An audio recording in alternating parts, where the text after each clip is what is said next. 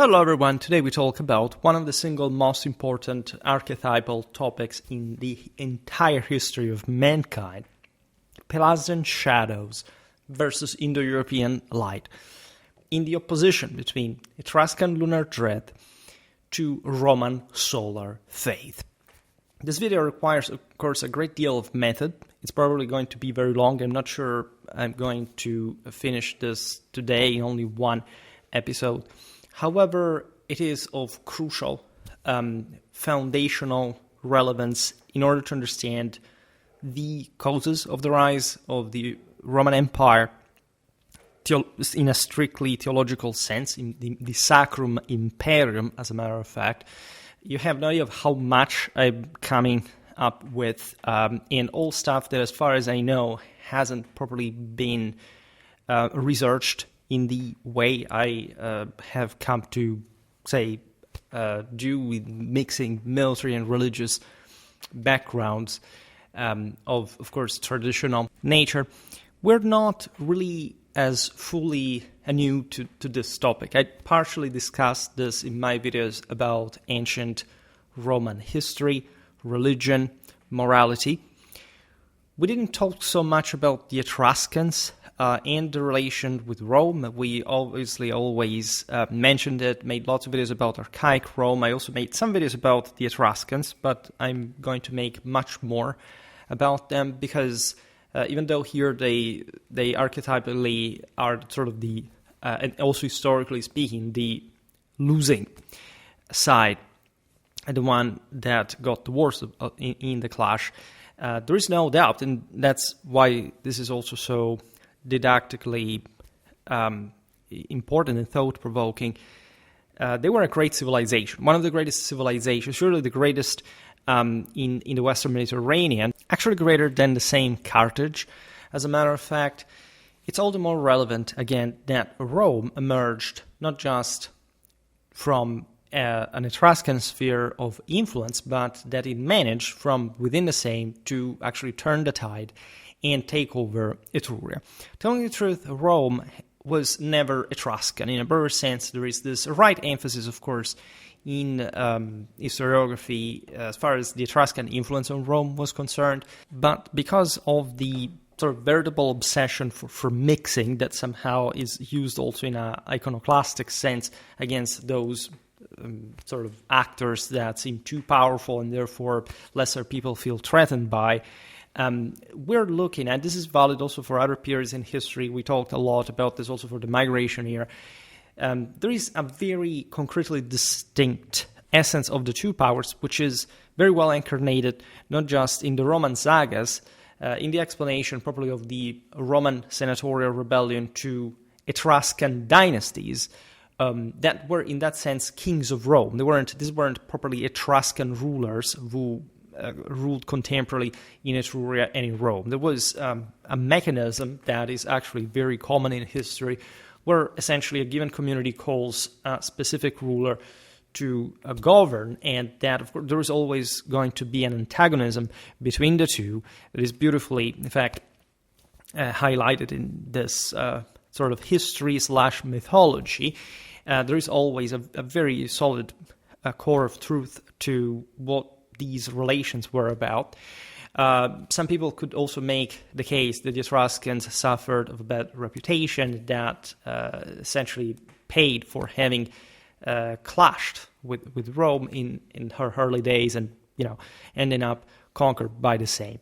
But there is something much greater here that is, from one side, religious, theological, metaphysical, and we can dig, in fact, to an important level of depth of these implications for the development of the same Roman Morris. Would the Etruscans represent in this? Another problem is realizing what were the ethnic backgrounds of these peoples, because as far as the Romans, the Latins, the Italics, we know that fairly well. I attracted a lot of attention, apparently, with my video about the Indo-European legacy of the Italic peoples. without having ever made a video properly dedicated to the migrations, to the settlement of these populations, what was the process of settlement versus Indo-European waves. As you know, the Etruscans are way more complicated because we fundamentally don't have not much an idea of their ethnic ancestry, because that is also pretty kind of obvious. Most of the people that we call Etruscans were autochthonous, largely pre-Indo-European, at some point also Indo-European populations. The greater problem is understanding this in a politological sense. It's not like at some point in history a mysterious people migrated en masse across the Mediterranean and settled in what would become Etruria, taking the name after these peoples. However, during the later Bronze Age, for sure, there were important groups moving, sometimes as properly militarized.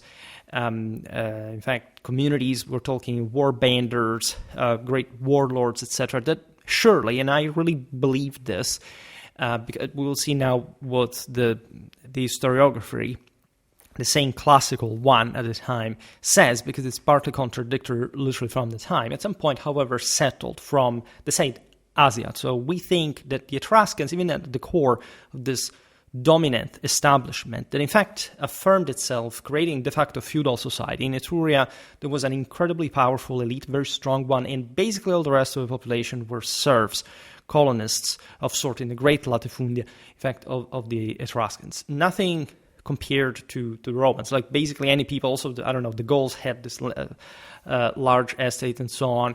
But regardless of some influence the Etruscans had on peoples like the Umbri, for example, that were Italic but shared also by geographical and cultural proximity, this kind of feudalism and social segmentation with Etruscans. The Latins were this more courageous, brutal, primitive Indo-European population that had settled with a greater sense of its egalitarian role of, freemen in arms and so on. But in origin, that's what we think. The same Etruscan establishment may have actually been a militarized one of the great sort of demi-gods figures you could see, landing somewhere if you were an Aegean peasant, for example, at some point. It's a bit like the same ethos, think about the Iliad and so on, think about Achilles and so on, that arrived. And in fact, there is also the connection with Troy that at that point is purely mythological. Eventually, it's the Romans that descend, according to the legend, from the Trojans. That's another story we will see, given that great part of the aforementioned content I have to provide is Virgilian, and really have to look at the Aeneid better, because it's really a massive source of information, properly how the Romans conceived themselves in as the metaphysical center of the universe, as well as, of course, of God-chosen people for the same cosmic domination, which they indeed accomplished. The Etruscans themselves may have, and we'll see now what kind of hypotheses there are about them, but this kind of just ultra-elite, the subjugated some populations, more or less, also in the same times, other peoples were in motion, and from the Eastern Mediterranean. Why is this premise important? Because from the title, many of you will already say, because there is, I noticed that you like very much my Indo-European history series.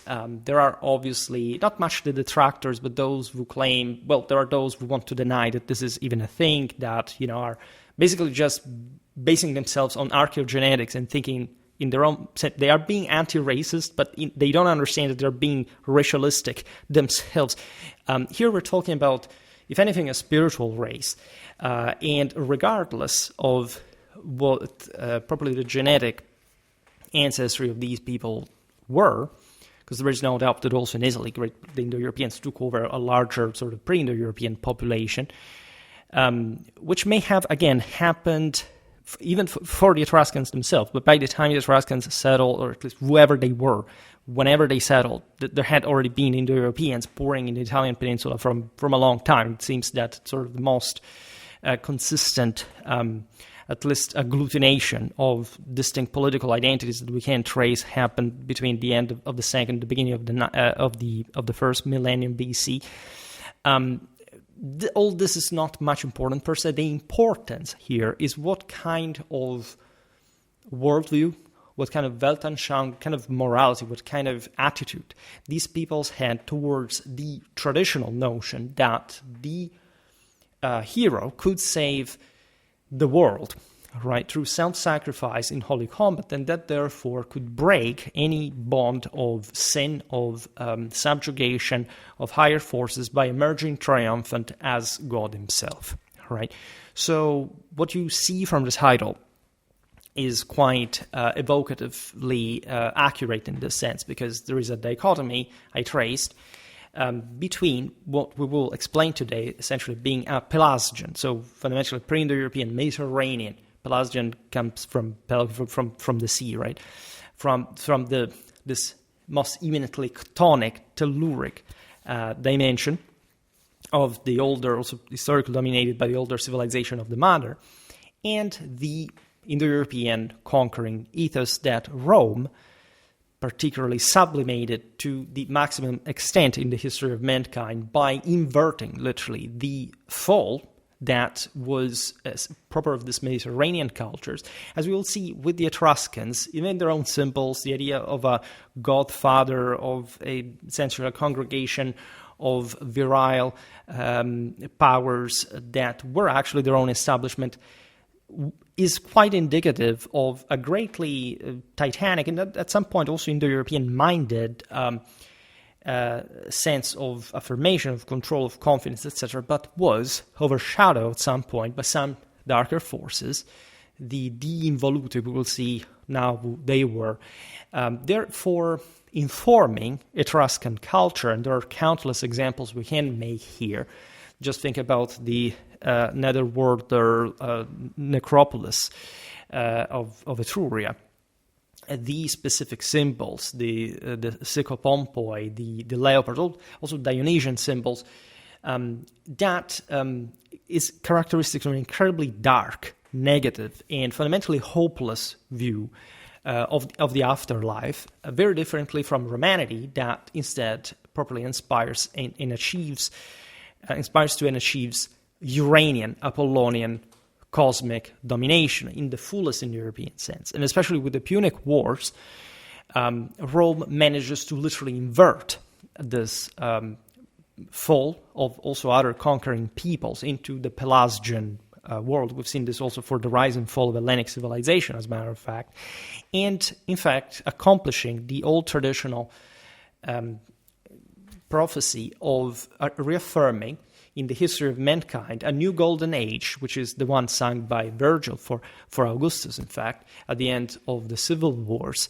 That, in fact, would be located after the first golden age. Then there is the silver, then the bronze one. Here there is Rome at the end of it, and after that there is the fourth age in which we live, and that instead is further sinking. And whatever happens in the end time has to happen at least. Or at least we have, let's not fall into Pelasgianism, we have a control on, but let's say the prophecy, the fact that most people will actually fall before full victory is achieved, that will have to be achieved, however, is the calling us literally to arms, as the Latin said, vivere militare est, which is not really a sort of some anecdotal reference. It expresses some of the highest pinnacles of their own metaphysical and theological understanding.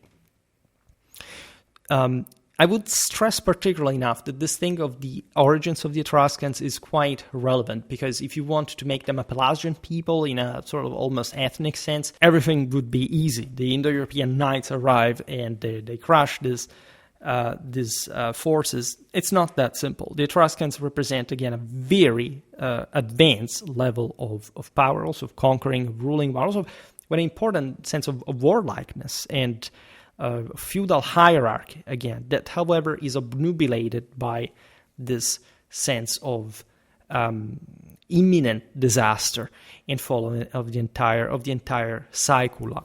Right. Now, we know this, even though there is a wide Etruscan literary evidence. I think there are 3,000 sites and finds of Etruscan writing. Of course, we know the history of these people largely from other peoples, right? Because the times where this population sort of began to have a fully fledged sort of literary production in a national sense. As you know, it was quite late in time. The same Romans had it basically by the 3rd century BC, even though they were quite intensely literate, already from a greater amount of time. And in part, also thanks to the Etruscans. What is more fascinating instead is, in fact, propagating the notion that the Etruscans were an enormous titanic effort that is titanic to the extent in which it fails to achieve divinity. This is basically how the relative definition goes. In fact, we cannot necessarily make a direct ethnic connection between the Pelasgians and the Etruscans, whatever these terms mean. Again, in the case of the Etruscans, this is a less contentious statement when you understand how much of an elite, narrow establishment the Etruscans were compared to the people over which they come to lord on. This is also not necessarily a good indication, because whenever the tectonic mass it lacks some form and is simply sort of oppressed and abused, you're not actually contributing to its heavenly elevation. Look at what the Romans did instead with their civitas, right, and properly the munus, which is an incredibly brutal and violent and traumatic way to, however, ascertain who actually deserves to be elevated to the level of God's chosen people. The prevailing classical tradition during Rome's imperial era ascribes an Asian origin to the Etruscans, encapsulated in Seneca's well-known phrase "Tuscos Asia sibi indicat," right? So almost a synonym, right, of the Tuscans of the Etruscans as coming from Asia, recalling that. This is fascinating because we're already in times with which the same Romans said, well, basically we descend from the Trojans, came straight from the same place. As we said before, in all legend there is some core of truth. There is no doubt there were some, especially in the age of sea peoples, and I made a video about properly the italics or the proto-italics in that period, that, as you know, has a specific Tursha connection. At least these were names that we know from Egypt in the 18th dynasty, as the sea people, as a coalition of the same head, come to ravage the Eastern Mediterranean. Also, I don't know, the Philistines, for example. We think those were all basically Indo-Europeans, or in that case, Proto-Achaeans or something like that. And they all joined forces, and even though the Italics are not the Italics as properly the specific Indo-European branches, not all the Italian people, because in the sense the Tursha, if we associate them quite likely with the Etruscans, were, at least we do not classify their language as Indo-European. Some people think that it could actually be, in fact, one stemming from the very Anatolia, say the Hittites. It's something that was modified along the way. Normally, Etruscan is associated with Rhethian, so as a separated branch of language, properly from the broader Indo-European cauldron. At the same time, this is all tricky because it's such a proto-historical, prehistorical moment for which we don't know all of what we would like to know, and it's not even that really important, right? What is important here is what these people did and how the Romans had seen the Etruscans, and what we can essentially ascertain on actually the overwhelming evidence that we have about Etruscan civilization. This is a people that also, in terms of writing, for example, influenced the development of the Norse script, the later Futhark, etc., because of very strong connections we know existing between Northern Europe and Etruria. It's a very interesting time in history. I will make surely a video about the Urnfield culture to understand better what was going on. In classical historiography, we literally have some. Here we'll not look at all the specific citations, but some authors, pretty famous ones, literally saying, look, these guys come from the East. Others, one in particular, stressing that the Etruscans were autochthonous. And so even on top of all the information that we have, through modern historiography, methodology, archaeology, archaeogenetics, etc., still today we do not fully know who the Etruscans at least intended as this political reality were. Essentially, what you look at in terms of Villanovan culture, they were the proto-Etruscans, basically, and so there is actually a radical continuity in Italy between the areas occupied by the aforementioned Villanovan culture. We just discussed this in the video about medieval Bologna, looking at its ancient origins, and the Etruscans later. So it's not even that big of a deal. They were essentially already mixed with the Indo-Europeans. They were coming eventually later to be fully Indo-Europeanized, especially with the Roman conquest. But they were in many ways also very similar people as a genetic basin across the peninsula. Now, aside from this, and the diversities that surely existed also from that point of view, we analyzed who these peoples historically had been and how mobile they were, the sea peoples in particular, right? There are some studies that identify the Etruscans as remnants also of a population probably predating Italic groups that may have migrated from the north and dispersed across other areas such as Spain, the Tyrrhenian coast in this case, and the same Asia Minor. And as far as parts of the Caucasus, from the Basques to the Lydians and Hittites. So this is all very conjectural hypotheses, but they have been made. The Lydians and Hittites were ancient peoples, as you know, from Asia Minor. And they actually had an Indo-European background themselves as they further emerged from the mists of history. The Lydians were known for their wealth, the Hittites especially for their powerful empire in modern-day Turkey, both flourishing in the second millennium BC. I will explain better how Indo-European migrations in the Mediterranean worked. I have something coming on the Dorians in Hellas, but we have also to explain how, regardless particular sort of greater bulks of people migrating from essentially Central Europe, there had been a great deal of infiltration pretty much everywhere since the 4th millennium BC. We've seen it also in the video about the Indo-European Urfolk and the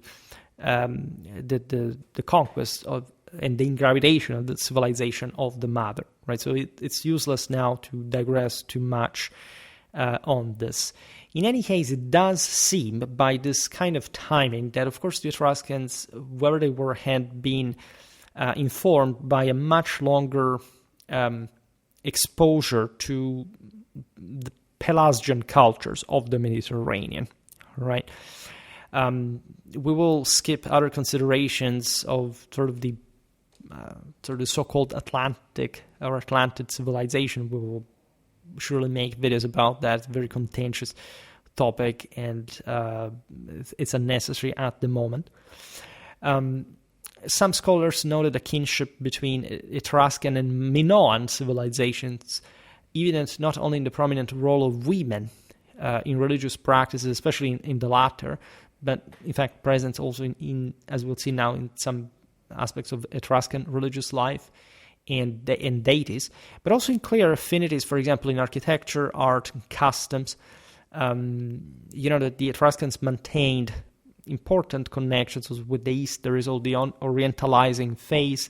There are sometimes mistakes made in terms of, look, here it's written in the same language this people use, but maybe they were just merchants that, I don't know, had learned how to write and to speak this other people's language. Doesn't mean really that the entire people spoke the language. Again, whoever the Etruscans were at large, the common people of in the Italian peninsula were fundamentally, so to say, autochthonous, and they ended up under this dominance of this bit mysterious people. The most important aspect of the Etruscans as we present them today is not just the strong influence on Rome that is, again, present in multiple respects, but it's not really that, I don't know, Rome was basically an Etruscan city at some point. No, right? There was actually a great proximity.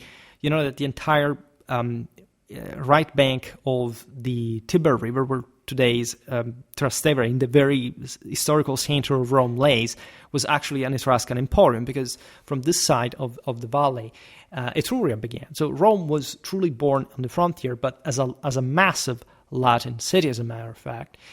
And its institutions at some point spit out as we'll see now, the Etruscan monarchic model. Today we'll not talk much about its institutional character, but its spiritual one. And so what the Romans had felt to be properly intolerant of, given their more Uranian Apollonian predisposition.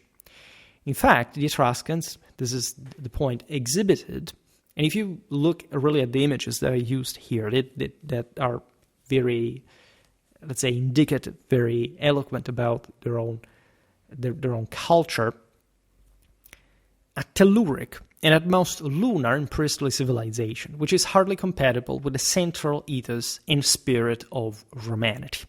Right?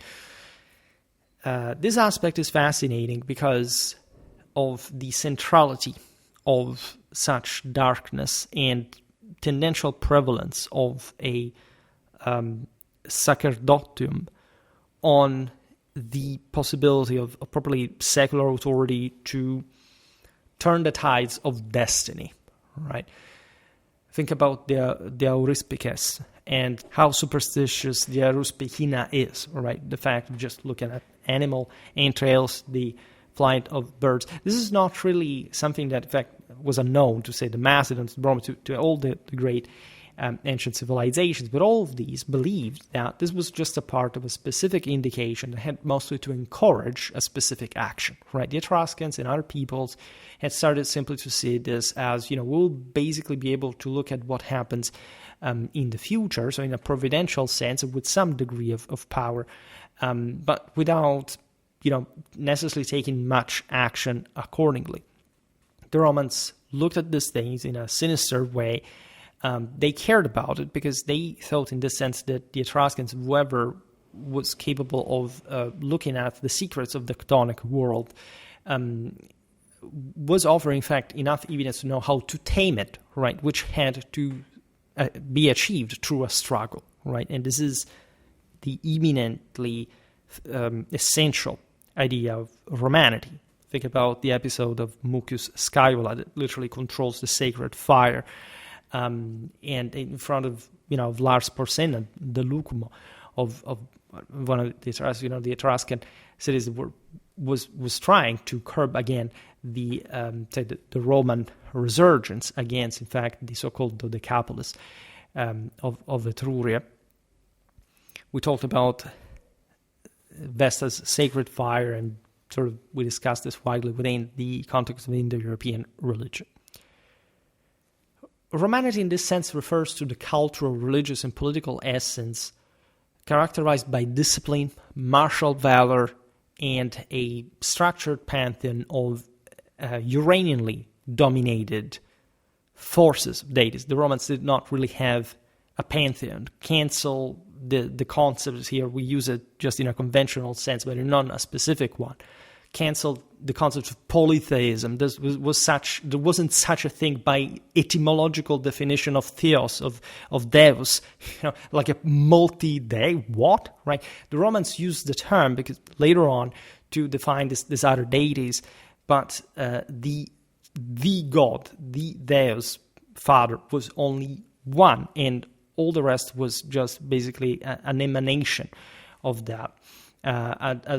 An instantiation in the lower realm, right outside of the perennial one. I mean, the same Romans believed to descend from Jupiter. So if you look at the actual genealogies, including the ones of Aeneas,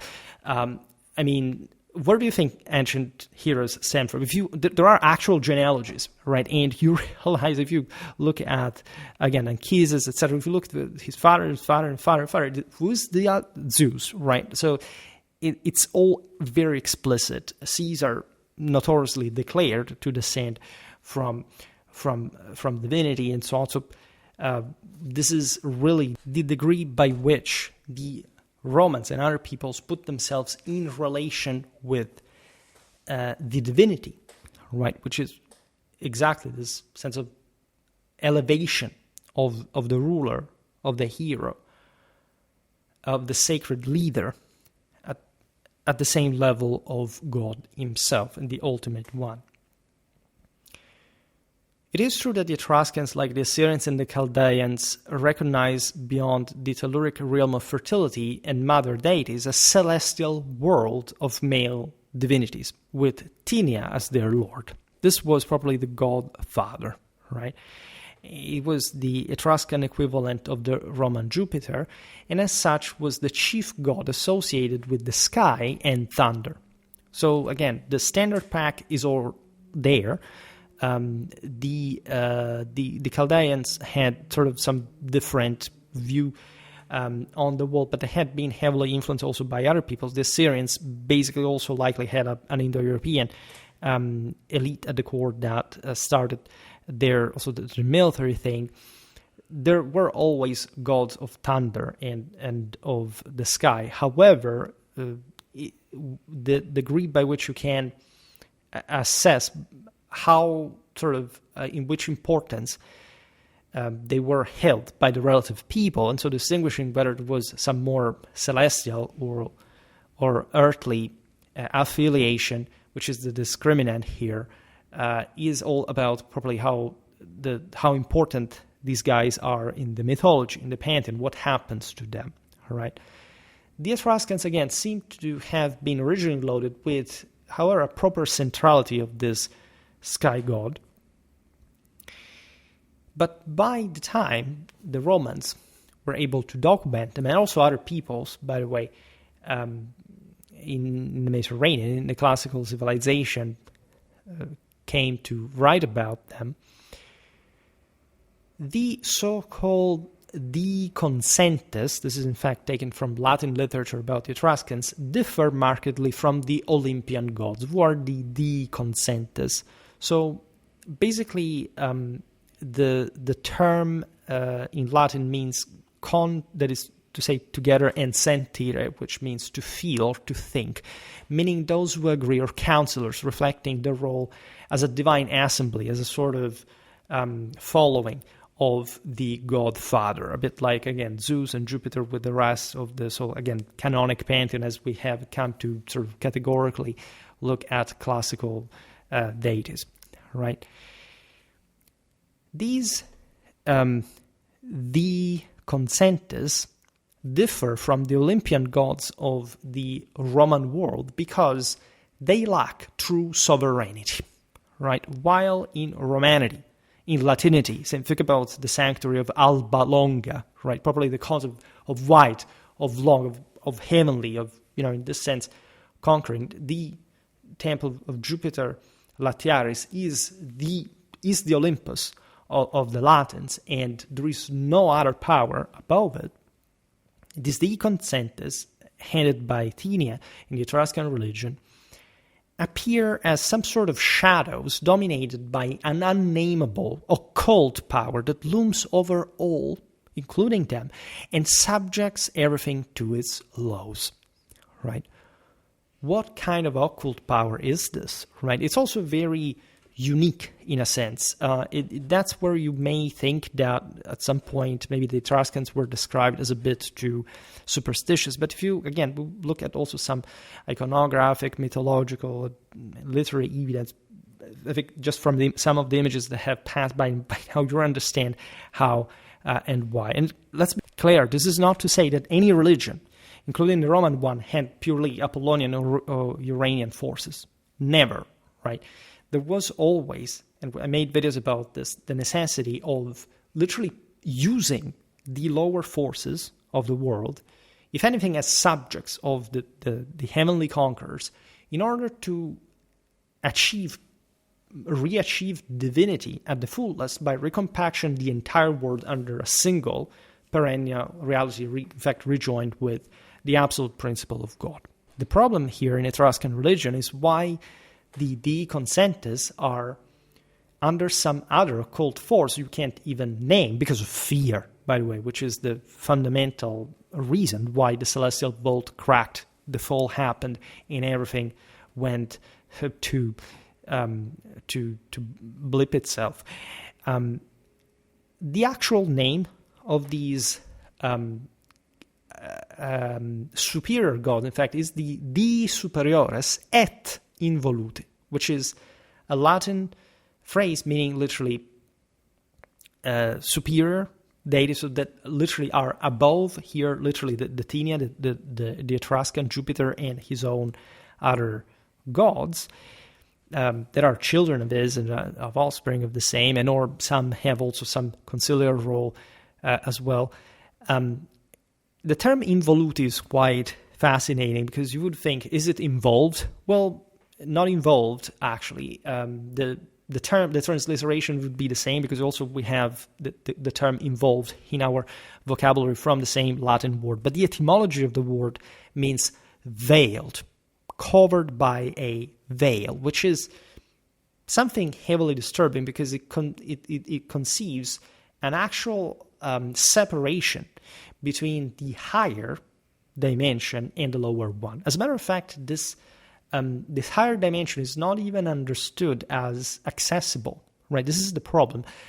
Here in the hierarchy, you understand how convoluted this is from a theological point of view, because if you really initiated at some point in your own history to believe in or at least you came up with that, because in theory also, according to this religion, you have literally fallen from the superior god, and you put some other god above it, well, and you can't even access it because it's veiled. You can't, and your own gods under which you are, that you are serving, or trying to elevate to at the same level of, are still, however, under somebody else that decides whether they live or die, as we'll see now further. Well, the thing is heavily messed up.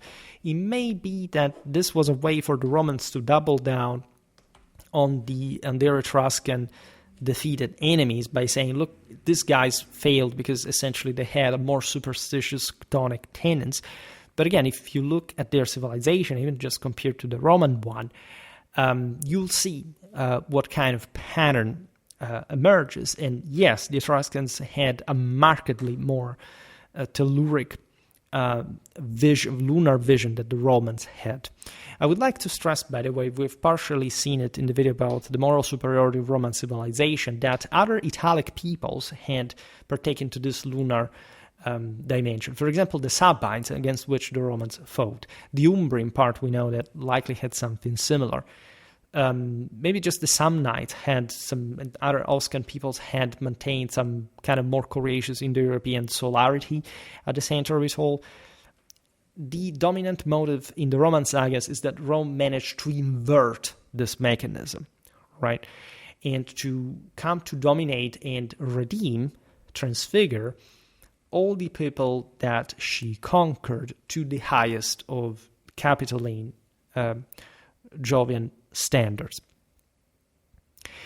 When we look at Etruscan religion, it's also noteworthy that female deities, such as those equated with Juno and Minerva, and possibly Nortia and Voltumna, hold significant roles in worship. Right? There's a stronger feminine ethos vibe to Etruscan religion, right? So women are more important. They are more involved properly in priesthood. Nevertheless, two bigger features stand out most prominently in Etruscan religion, both of which reveal its inferiority to the serene religiosity of Roman Apollonian perennialism. And so the celestial and heroic essence of Romanity that, in fact, in the Roman sagas emerges as crushing the Etruscan ethos. The first one is the meticulous study of signs we're talking about before with the aruspices, believed to foretell the future, and the methods deemed suitable to persuade the gods to relinquish their will as revealed by those signs when they displease humans. Thus, the Etruscans have, again, more of a contemplative sense of bridging the gap with the divine. Of course, the Etruscan leaders, hosts, march, so to say, to conquest on the basis of these predictions, because they don't want to, in fact, go against divine power. Nevertheless, they psychologically lost to the Romans. This is at least what probably the Roman sagas tell us. That habit of emerging as sole rulers of the entire cosmos by literally dominating the same divinity, which the Romans instead, in fact, accomplish. The second aspect is the dread of the afterlife. This may be the single most important one in theological terms, because remember, in tradition, the only reason of mortality is the fear of death itself, right? And you can see all over Etruscan art, iconography, archaeology, a disproportionate reference to this dread of the afterlife that gives rise essentially to a Dionysian frenzy, to essentially gain whatever you can in this earthly phase, because in the afterlife there is nothing else but a monstrous, etheric, and actually dark and obscure, unforgiving, and unenjoyable dimension.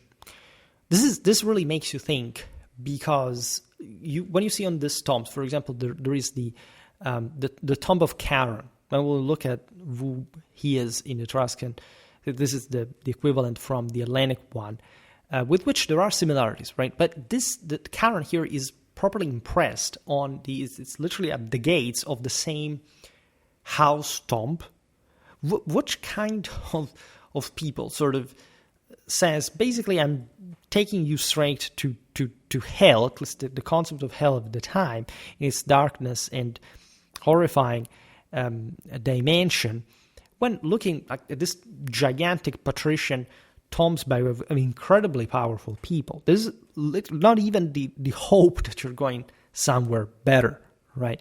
Like, I don't know, the deified emperor during the Decursio, and with that properly idea of divine transfiguration, you see in Romulus that properly with a blaze ascends to heaven, and in imperial funerals, literally the cremation itself signified. This dread of the afterlife is expressed in representations reminiscent of the macabre medieval imagination as well. You know, those Romanesque frescoes that were used sort of in the so-called Dark Ages to terrify at least the Fourth Estate, to instill them some sort of disciplined fear and having them obey authority. If anything, that was a way to go, because also in the Roman world, the lower strata of the population believed that, whereas the ruling patricians, of course, aspire to a heavenly ideal. But here, as we explained, the Etruscan elite literally does the same thing. This is absolutely normal, by the way. What we just said about the lower strata of the population fearing, like, being more superstitious, chthonic, paganistic, meant properly in a fractally inferior, degenerated dimension. The Apollonian elites are something completely different. Here instead, in the Etruscan world, you feel the elites properly lost in this darkness. In the Etruscan art, we, as you can see terrifying demons such as the horrific winged monster Tukulka, that, by the way, has evidently this heavenly connection, with an eagle's beak and serpents entwined in its hair. So a mix between some Uranian and Telluric dimension, shown brandishing snakes, which are the symbol par excellence of the civilization of the modern, so something hypnotically deadly that swallows its own child, because, you know, this emerges from the same Mother Earth, and simply with a simple bite, even the greatest hero can go. And this is the memento, let's say, of the Etruscan world. Or the aged Charon, now resembling Dante's fiery-eyed demon more than the Hellenic ferryman, as it was more classically understood, in fact, in the land, but by the Hellenic Indo-European legacy, already quite sort of Pelasgianized by the time of the proper classical period, so centuries after the Dorian migrations. Here a Charon in the Etruscan art transformed into a loathsome old man wielding a fearsome hammer poised to strike. Basically, this is the Undertaker, right? It's all blue, just like a corpse in the Livor Mortis, and it literally also emerges from the netherworld to drag you into that black hole, which is literally also what, I don't know if you have ever visited an Etruscan tomb, but there are massive ones under the ground. You literally have to go down yourself at some point, and it really gives you a dimension of the abyss of this, the darkness that was properly researched by the same architectural logic of this all. The Romans had none of this. Everything was projected towards some sort of higher, so hopefully sort of aerial dimension. But in fact, the Hellenistic era Scipiones burials are already sort of a bit middle ground, too much pushy and sort of oriental for the archaic Roman tastes.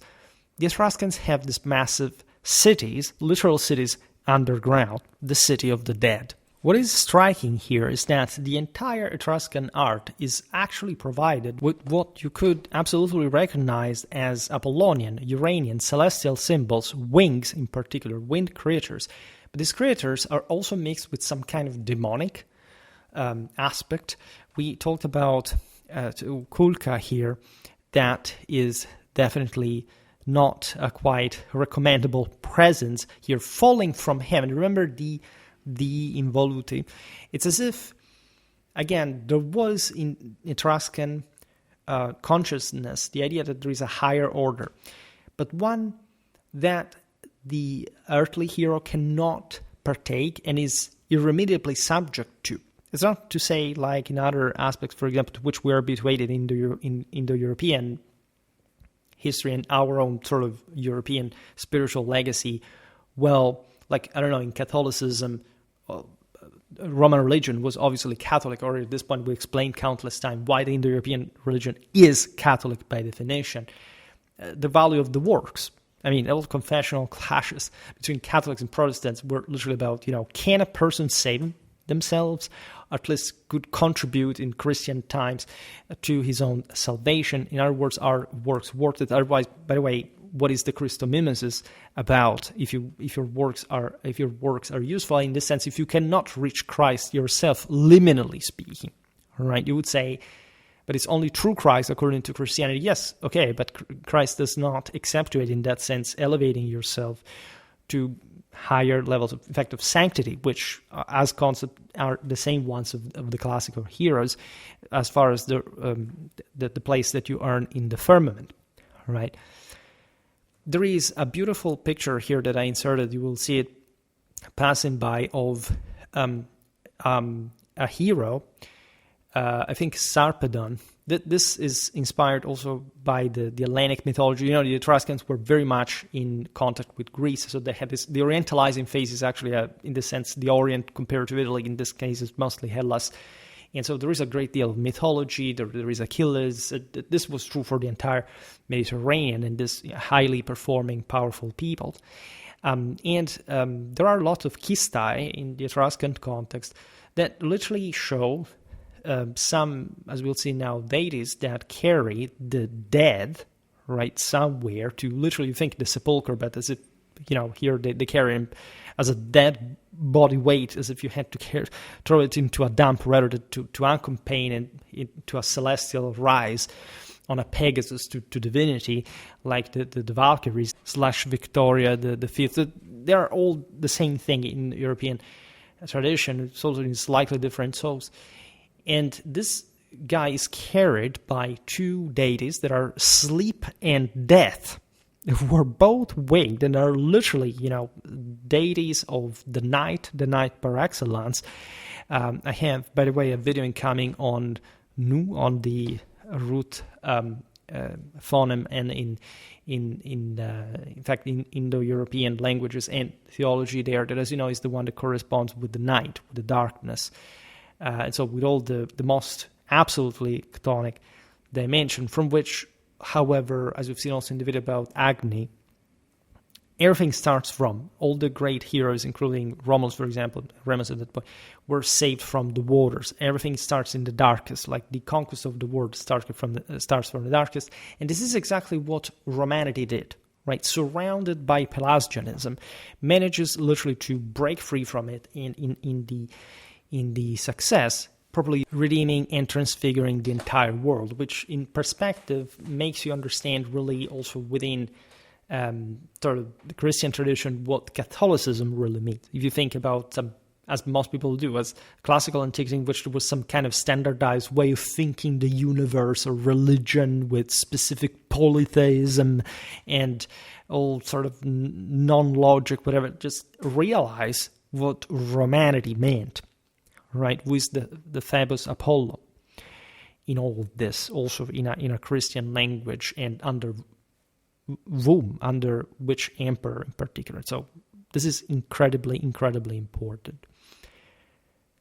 Thus, when you really look at it, Etruscan Uranism, through this fatalistic yet also naturalistic motive, because Etruscan art, as you know, is beautiful, is very, in this sense, ensnaring, right?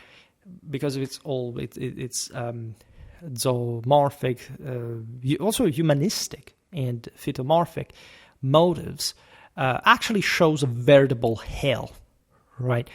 This is akin to probably the upside-down conception of the world present among the Pelasgians of Zeus born and subject to Ziga, betraying the spirit of, in fact, this pre-Indo-European substratum. Ziga is a Pelasgian concept representing primordial silence or void, so pure annihilation, pure non-existence, exactly how the netherworld, the inferi of the Etruscans looked like, the absence of everything. It's not much a fiery hell, right? It's something very dark, funereal, silent, where every life is lost forever. Naturally, we'll talk more about the role of hell also in a more sort of fiery meaning, because there is something to even the underworld and netherworld is not pure annihilation ever, right? This we'll see also it's true in the traditional meaning of smiths, of armors, and the necessity of the tectonic element again to make also the Uranian one work. Think about the Nibelungen contributing to build the Asgard, but in there, in fact, polluting it with the venom of their own inferiority, and so on.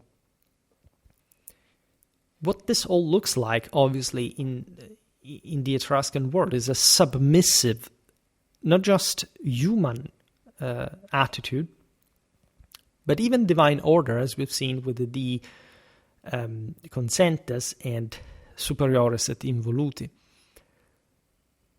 For it is characteristic of this region to subordinate all beings, even divine ones, to a principle that, like the womb of the earth, shuns the light and whose law holds sovereign dominion over all who emerge into contingent existence. In other words, the aruspices are just telling you essentially what death you have to die, in a sense. And it's always from this telluric dimension. It's always looking down to the earth as opposed to the heavens, to the skies, because it's from the latter that those terrible deities fall and are really something. There is really a veil that obscures anything. And let's be honest, there are striking similarities here. There are two sort of pretty aligned motives in the religion, for example, of the Etruscans is the one of the Latins and the Sabines. On one side, the dynamism of nature represented by Janus, Vertumnus, Voltumna, etc. We will see these deities in separated videos at some point. On the other, the stability of agricultural and sedentary life, right, represented by Tagus, the Lares, and the Penates. And above, but at such height that they are barely distinguishable, stand the greater gods, the consentes or complices, from the Latin accomplices or allies, derived from come together and implicare, to fold, to weave, right? So it's as if they were compact, as we've seen this hierarchy, indicating their shared divine purposes. Varro notes, so named, Varro says, because they are born and die together as well. Right, as a broader cosmological reality. The difference being that the Romans saw this folding as literally the one that dominated the universe, and they had to attain themselves. The Etruscans saw above this the superiores et involuti that crushed any kind of other enterprise. Janus is one of the single most important deities, or even the most important in the Roman so-called pantheon, the god of beginnings and transitions. Vertumnus is an Etruscan, as we were saying before, turned Roman god of season and change. The Lares and the Penates we've seen in the videos about the traditional doctrine of the afterlife, so Roman household and ancestral deities protecting the home and the family. All these have also a tectonic dimension, especially the latter. The manes that are also in Roman religion necessarily living in an inferic dimension. In fact, the mania and this sort of dark, but also blood-pumping somatic totem of the effect of the ancestors, including in fact the one returning to the earth in the process of decomposition, for those who didn't entirely make it to heaven, because there could be halfway, at least there would always be some, if you are not fully God yourself, you don't just simply disappear. Hence also the relics of the saints and all this stuff that can emanate literal power if you get in proper synchrony with them, right? So what you see actually in this difference between the Etruscan and the Roman metaphysics at this point is something radical. It's properly either viewing that whatever you do is doomed, which is our own view today, that basically, second principle of thermodynamics, there isn't really much we can do about the death of the universe. Things will slow down, energy will basically exhaust itself, and everything will turn as an Etruscan tomb, dark, silent, cold, with nothing to it. The Romans instead said, no, we can't simply revert the fall, we can't create new life, new energy, and taking over the world infinitely, because just think about what you can do and ask yourself why or how should you ever trace a line for anything. And dying in the struggle will actually help you achieving this, because the more successful you're going to be, and the more you will have, ipso facto, this will have showed how you understood how, again, the limits that are out there, just the ones that we impose to ourselves, and that immortality is our natural state, weren't we sinfully and actively thinking otherwise for this constant hatred of ourselves and this pure act of hubris of pretending that there is anything better than an absolute order. When you look at this Etruscan perspective and you look at the older religions of the Mediterranean, heavily Pelasgian in character, you can see emerging distinctly the shadow of Isis declaring, "No one shall dissolve what I established as a law," right? As Diodorus 1:27, this was, as a Sicilian author of later times, evidently aware, in fact, of the Pelasgian curse, right? And so the great goddess, mother goddess, Isis, as you know, Isis is an Egyptian goddess adopted eventually also in the great feudalism that, in fact, the cosmological imperial hierarchy of Rome had to necessarily subsume. All the tectonic deities were necessary to sustain, through the Apollonian dominance, the same world recompaction. And in this sense, in the Pelasgian world, the female element had symbolized the only divine authority in cosmic order of eternal degeneration, eternal whim, eternal sort of birth and death and re-chewing by the same mother of her own children that never are allowed to become adult, to become higher, to be viri in a Latin sense. Beyond an abandonment, almost an abdication of human spiritual agency in the face of divinity, the Etruscans are emerging as a grim and pessimistic people, having an incredibly dark understanding of the afterlife, offering no prospect of immortalization or divine survival, even for the most illustrious figures.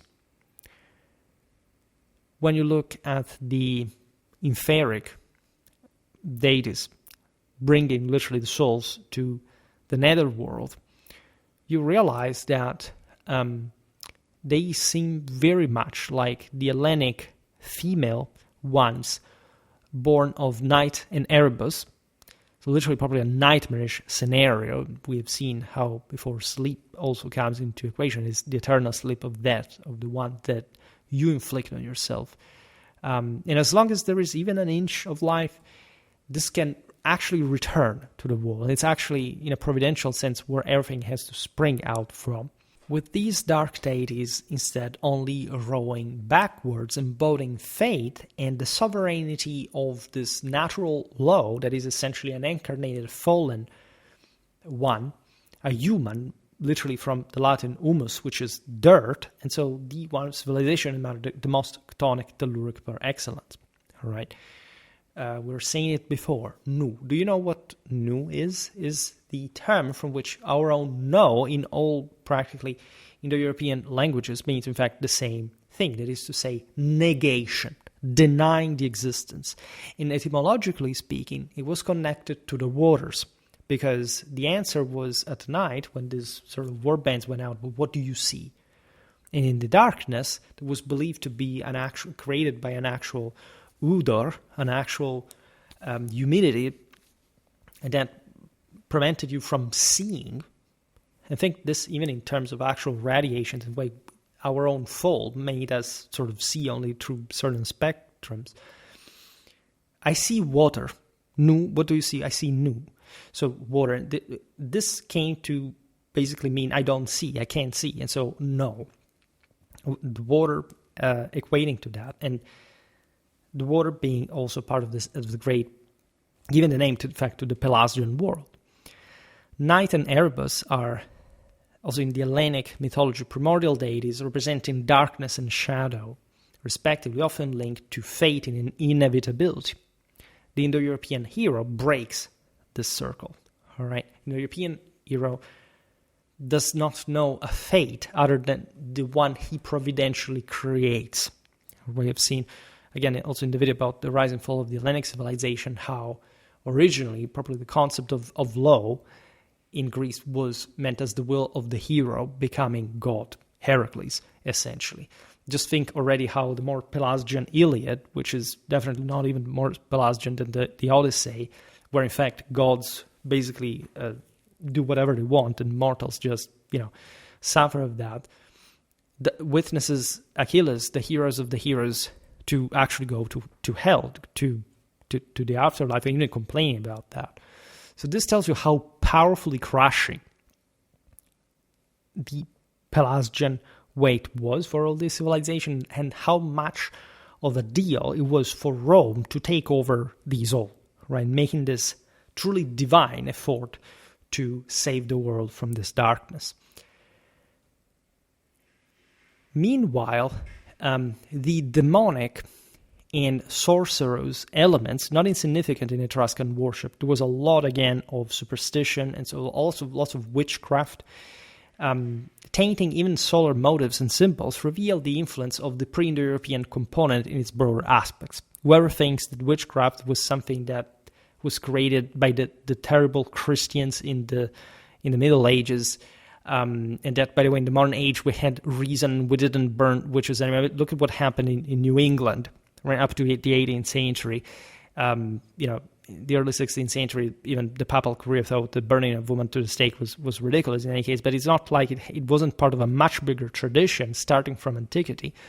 The Romans had the licit cults and the illicit cults, and as you know, they banished a freaking lot of them. So the myth of the Roman religious tolerance that people inexplicably believe in is, first of all, it's a good thing that Romans behaved this way, also because more or less all these other cultures did. It's not like you could really believe whatever you wanted.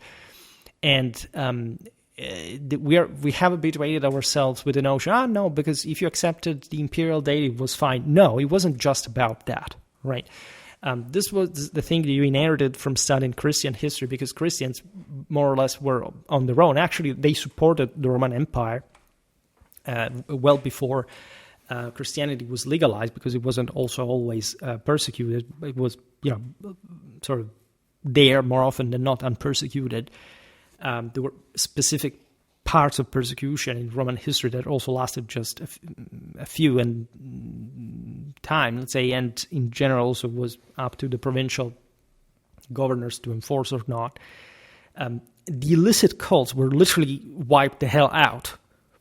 All right, people were exterminated, were killed, were cracked down on, and the Romans surely knew how to affirm their own Apollonian dimension.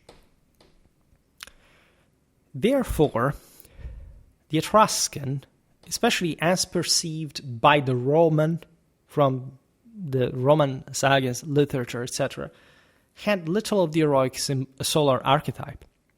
Again, you would think, but it's the Romans who made this up later.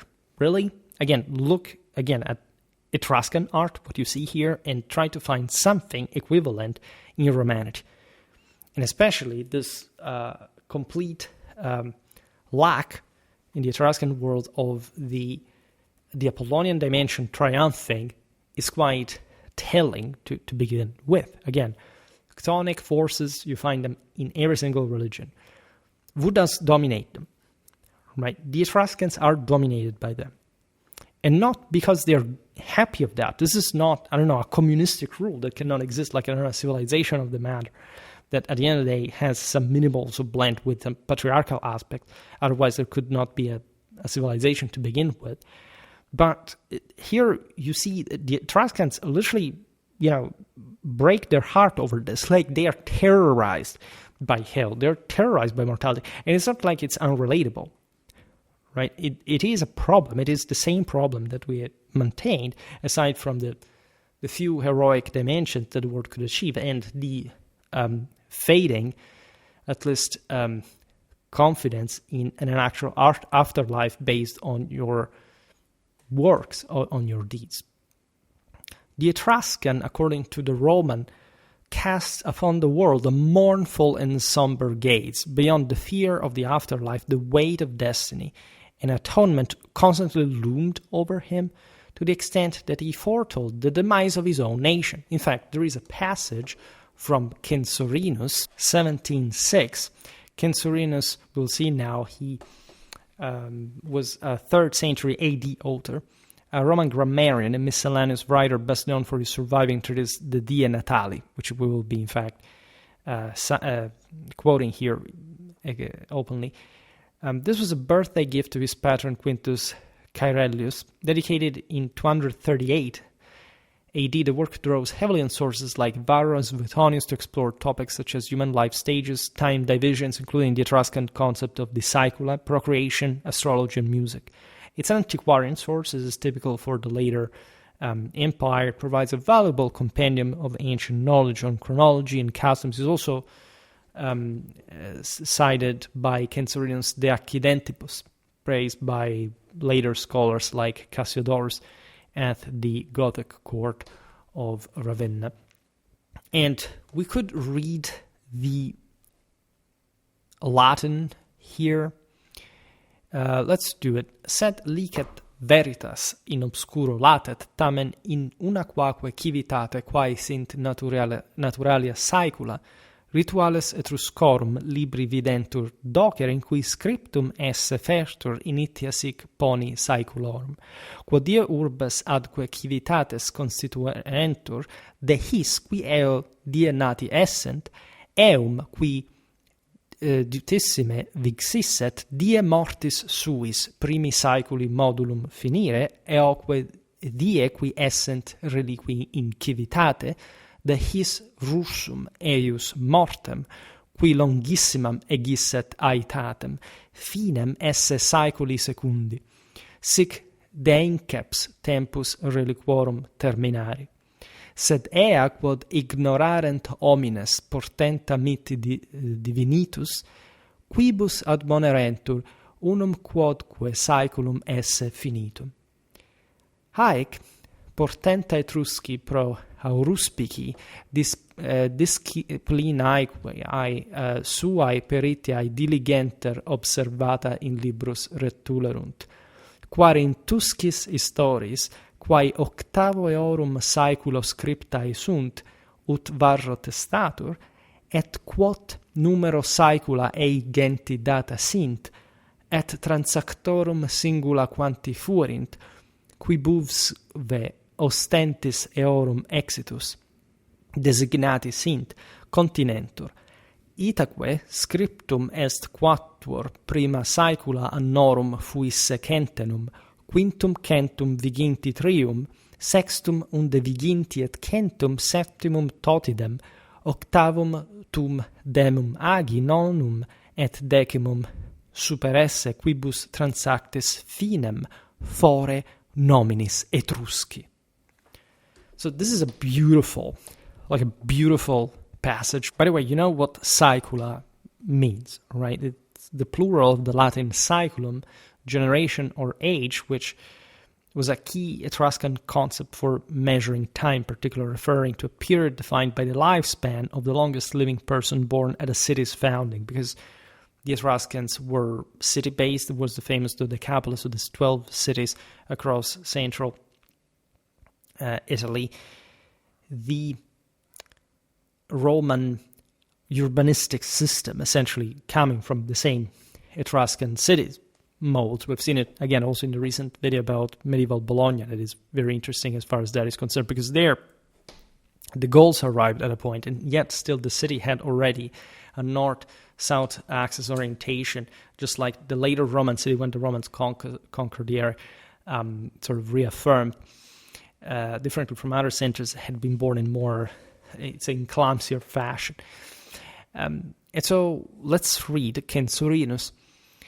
He says, although the truth lies hidden in obscurity, I'm sort of trying to translate more or less simultaneously, the ritual books of the Etruscans seem to teach what the natural ages, the saecula, are in each city.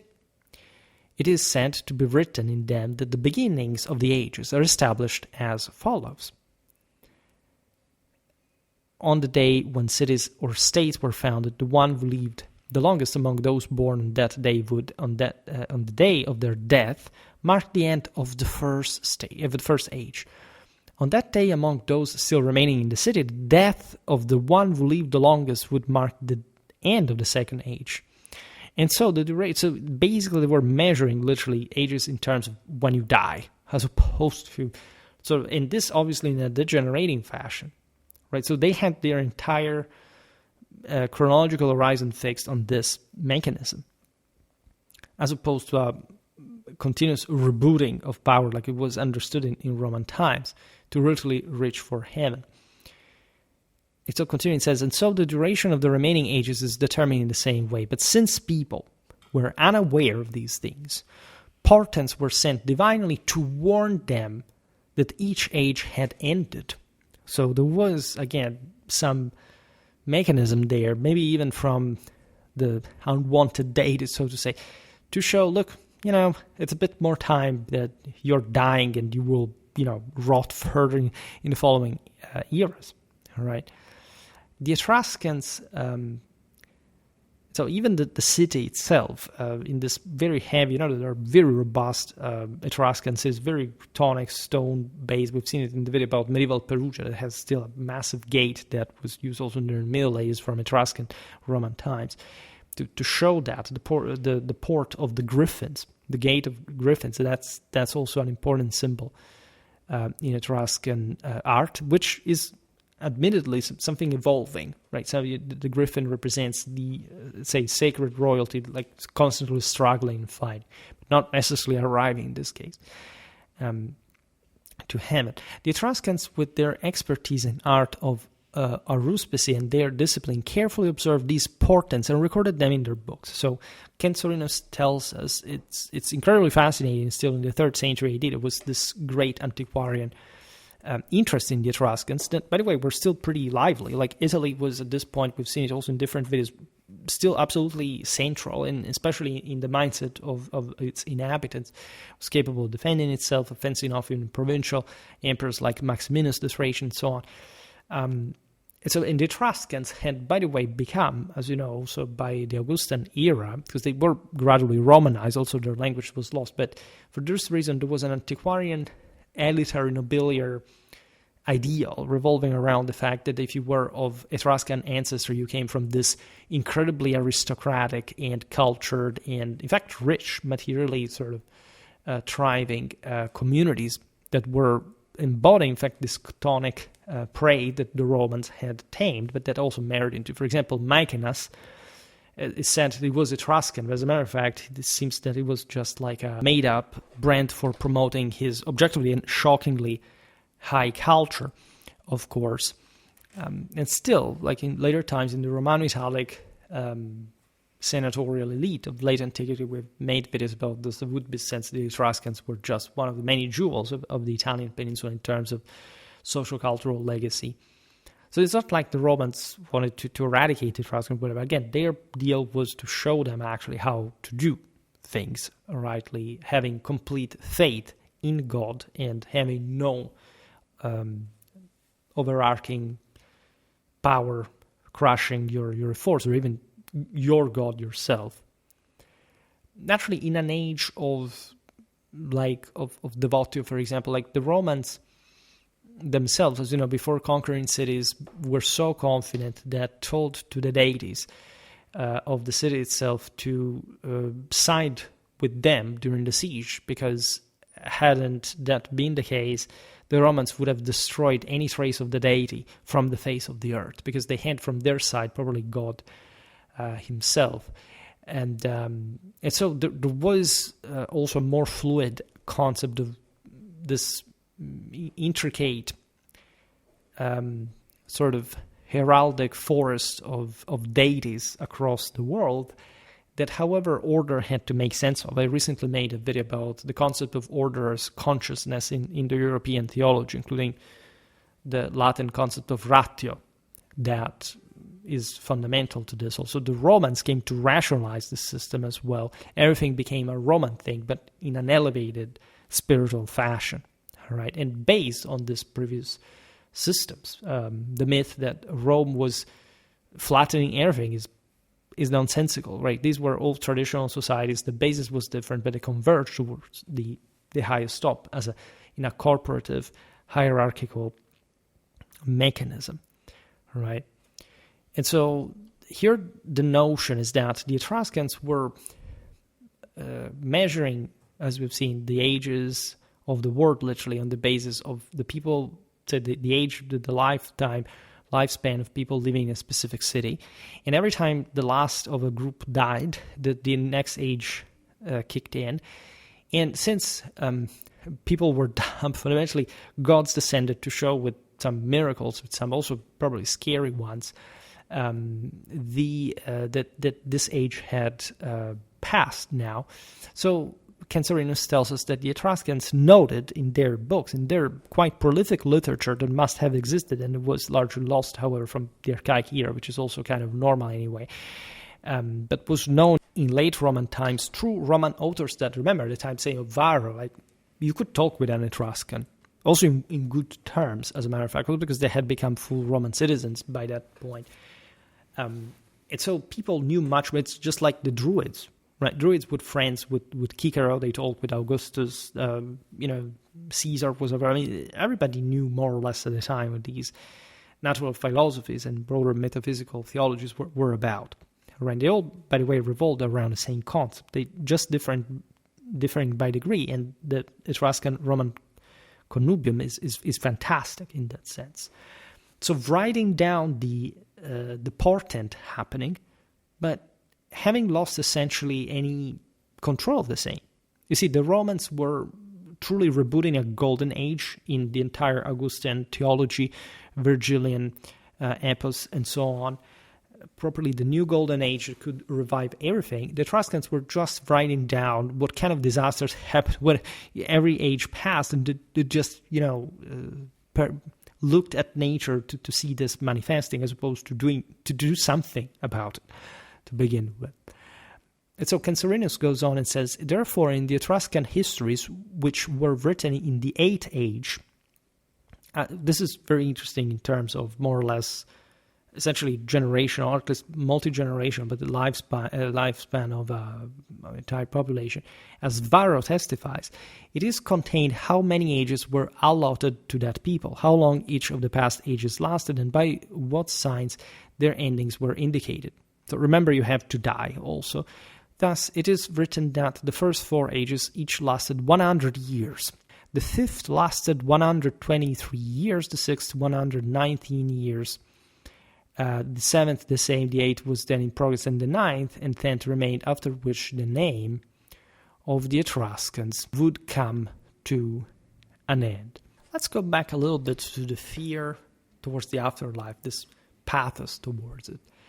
It is described in the sources as characteristic of the Etruscan soul, the terror of the world beyond, expressed in representations reminiscent of this macabre and medieval, kind of Romanesque kind of imagination of terrifying demons, such as the aforementioned horrific monster Tukulka. There is almost also a sexual tension to this, almost a necrophilia, some sense that this perversion of fear and twisted morals accelerates, almost follows you into death itself, right? The fusion of Eros and death. It's something incredibly disturbing. It has actually to do even with some elements of vampirism, even though that really takes another direction. It's something we will see in a different video, because it's an incredibly important thing. The Etruscan way of this manifestation is very distinctive. Man revels in life with frenzied voluptuousness as it slips away, wavering between ecstasies in which the tectonic forces he senses everywhere surfaced. You see Dionysian orgies, you see, sodomy, quite openly, by the way, in some at least of the tombs. For the rest, we can't think that the Etruscan Mars would have been way more decent. But there is this idea of promiscuity. There are think about the Tomb of the Leopards, that is a specifically Dionysian symbol connected with luxury, as it's also, in fact, in Dante's Hell, which is not a coincidence. There was plenty of classical reference also to this Etruscan darkness of the underworld. When you look at the etymology of tectonic, properly from the Hellenic of the earth, denoting deities or forces tied to this underworld of earth, contrasting with the celestial or Olympian gods, you can appreciate how the entire Dionysian, Pythagorean, etc.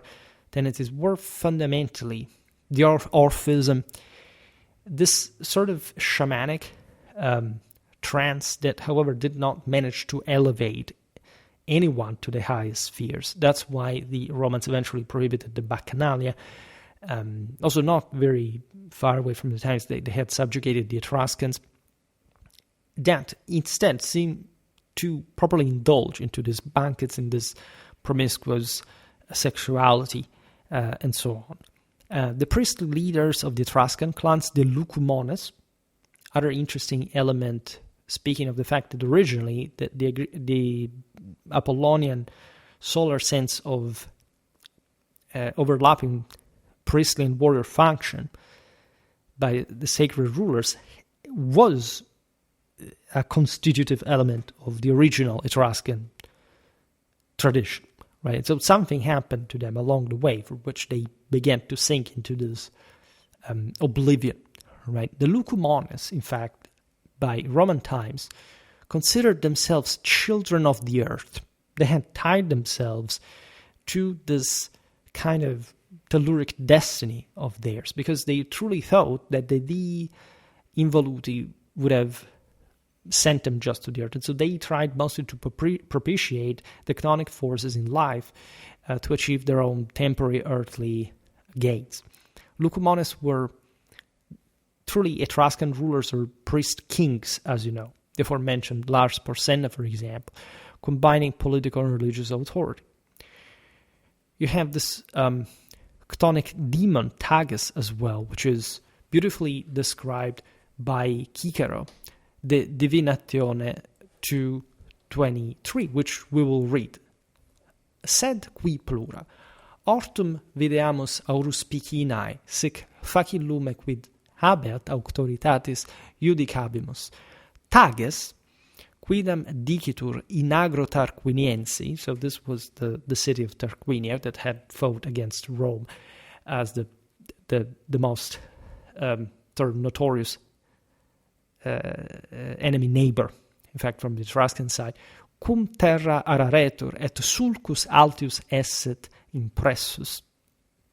Extisse repente, et eum ad fatus esse qui arabat. Is autem tages ut in libris est Etruscorum, puerili specie dicitur visus, sed senili fuisse prudentia. Eius ad spectus cum obstipuisset bubulcus, clamoremque maiorem cum admirationem edidisset, concursum esse factum, totanque brevi tempore in eum locum Etruriam convenisse. Tum illum plura, locum multis audientibus, qui omnia verba eius exceperint litterisque mandarent. Omne autem oratione fuisse eam qua aurispicinae disciplina contineretur, eam poste acrivisse rebus novis cognoscendis, et ad eadem illa principia referendis. Aec accepimus ab ipsi aec scripta conservant unc fontem abent disciplinae, num ergo opus est ad aec refellenda carneade, num epicuro. Est ne quisquam ita decipiens, qui credat exaratum esse deum dicam an hominem, si deum cur se contra naturam in terra abdiderat ut patefactus aratro lucam aspiceret, quid idem non ne poterat Deus hominibus disciplinam superiore e loco tradere? Si autem homo ille tages fuit, quanam modo potuit terra oppressus vivere? Unde porro illa potuit, quae docebat alios ipse didicisse? Sed ego incipientior quam illi ipsi qui ista credunt, qui quidem contra eos tam diu disputam. So this is beautiful. Well, okay, it's Kikero, the standard of Latin prose and rhetoric for that matter. So, which is difficult notoriously difficult to translate. But why say more? Let us consider the origin of aruspicy. In this way, we can most easily judge its authority. It is said that a certain Tagus appeared suddenly in the fields of Tarquini when the land was being plowed and a furrow was dug more deeply. He is said to have spoken to the plowman. This Tagus, as recorded in the books of the Etruscans, is said to have appeared as a boy but possessed the wisdom of an old man. When the plowman was stunned by his appearance and let out a loud cry of amazement, a crowd gathered, and in a short time all of Etruria came together at that place. Then Tagus spoke at length to many listeners, who recorded all his words and committed them to writing. So it's always the same story. Something wondrous happens. This is what we were talking about before. And in coincidence, as you understand here, with a specifically chthonic agricultural dimension, so the one of workers, of the slaves, of the serfs, of the colonists, as we've seen, that really are the wide majority of the Etruscan population, Etruscan controlled. The point before here, all of Etruria gathers around Tagus that appears.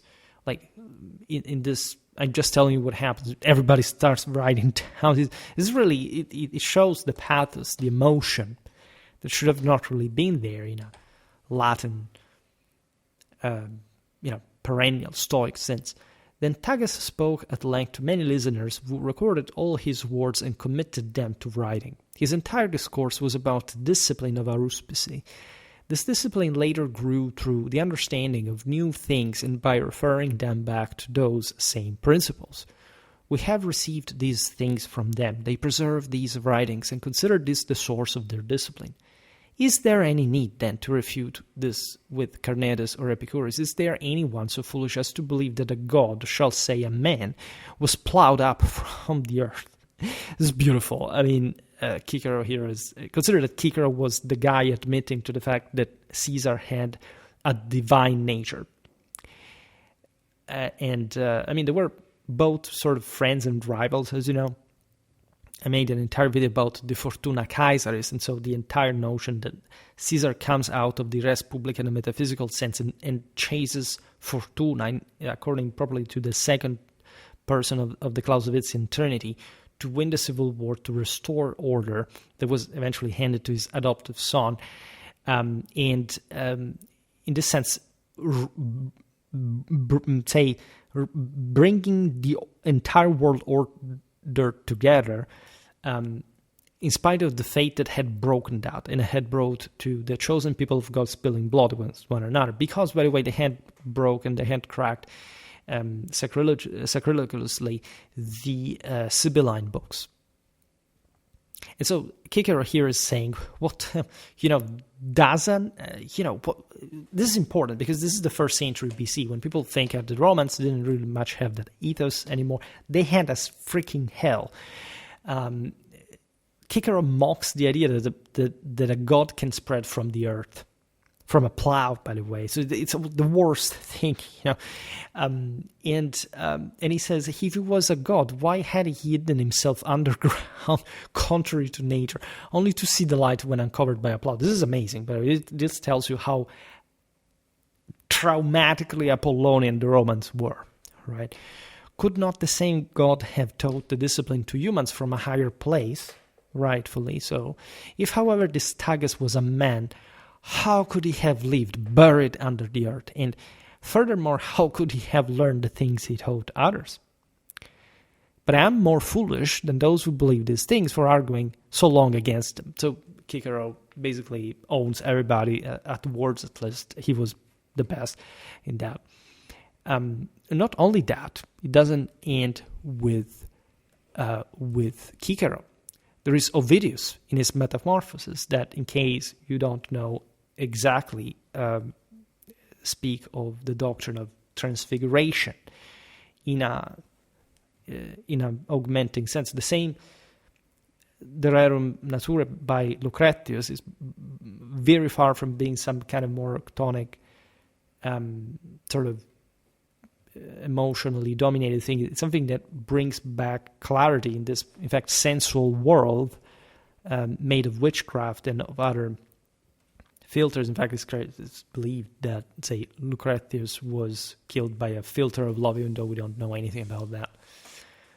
Love is the strongest force anyway, so it's incredibly easy to fall prey of that and of its pathos, as a matter of fact. This is an incredibly important thing we'll have to talk about in the history of religion and probably in the concept of Eros.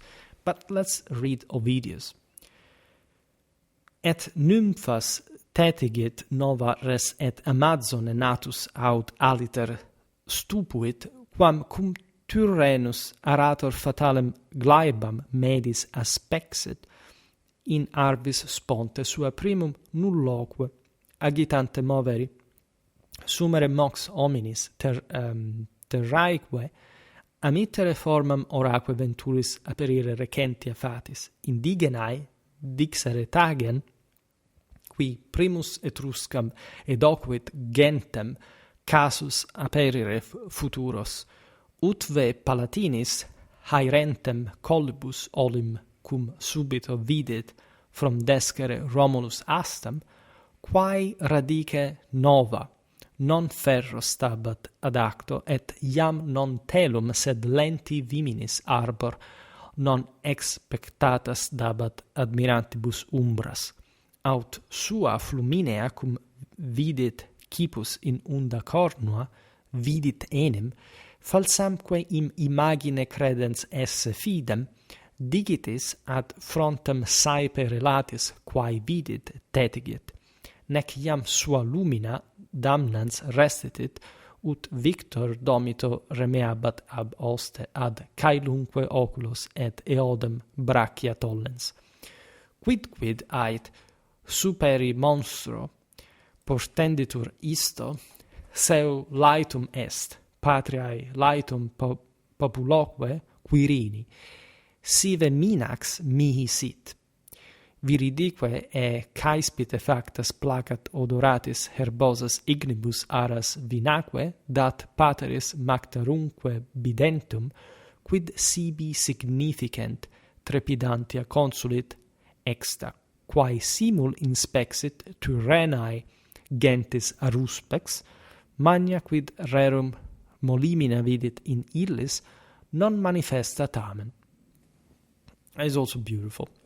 It says, and a new marvel touched the nymphs, and the son of the Amazon was no less amazed than the Tyrrhenian plowman when he saw in the midst of his field a fateful clod of earth begin to move of its own accord with no one steering it, that then take on human form and lose its earthly shape and open its newly formed mouth to reveal future destinies. This guy is literally born out of the dirt, by the way. The locals called him, it's an incredibly Pelasgian concept and straight from sort of the mentality of the civilization of the mother. The locals called him Tagus, who first taught the Etruscan people to uncover events yet to come. And this guy just speaks, it's not like he's teaching the Etruscans to be like him even. There's something supernatural about it. It's just, I'm telling you what's going to happen. Now you will watch out, stay woke, basically. And Oris, when Romulus once saw on the Palatine hills, a spear fixed in the ground suddenly began to sprout leaves, standing not with iron driven, but fresh roots, no longer a weapon, but a tree of pliant branches, offering unexpected shade to those marveling at it. But for the Langs, things are slightly different. In any case, because they're wielded, there is no doubt there is also tectonic power emerging from residing in the earth. So again, it's perfectly normal also in the Roman tradition, but not in the sense that this is not dominated but by heaven.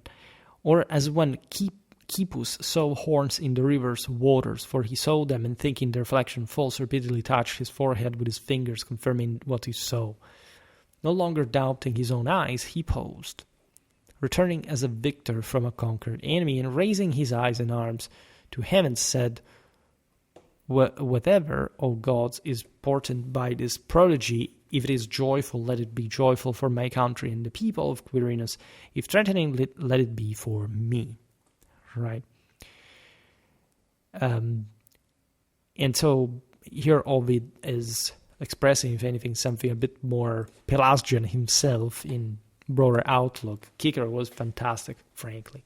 And it really tells you what Romans had historically been about. And so this, it goes on actually, with the green turf he built altars appeasing them with fragrant fires, offering wine in bowls and the entrails of sacrificed sheep, consulting what they might mean for him. As soon as aruspicy of the Tyrrhenian piece, which is the Etruscans, examined them, he saw great stirrings of events in them, though not yet clear.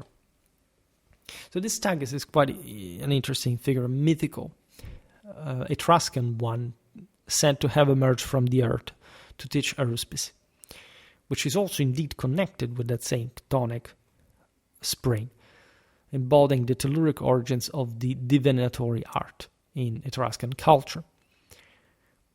Tradition attributes the origins of the Etrusca disciplina, as we've seen, of aruspicy, from the Latin word that the Romans used, derived from aru, which means entrails, and specere, to observe, which is the same etymology of scoping, for that matter.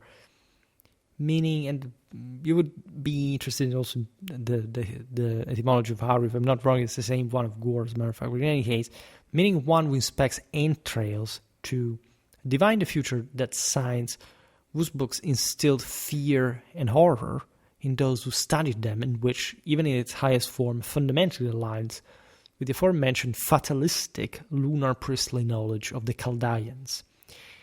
The ancient Mesopotamian people, renowned for their astrology and divination, later passed to the Hittites, that if we think to have had something to do with the Etruscan origin, and regardless of their Indo-European background, may have in fact well acquired that sort of more Semitic mentality had abandoned from, I think, about of course, Gilgamesh, epos, and so on, that properly the limit there, that's an incredibly old epos, but it was already, seeing that the sacred ruler cannot win over death. And just because he had just started taking a nap, remember sleep, the night, Erebus, it's always the same freaking trick, right? It's always the veil of darkness, of the involute, which makes it happen in a sense. But it's just a mindset, a perspective.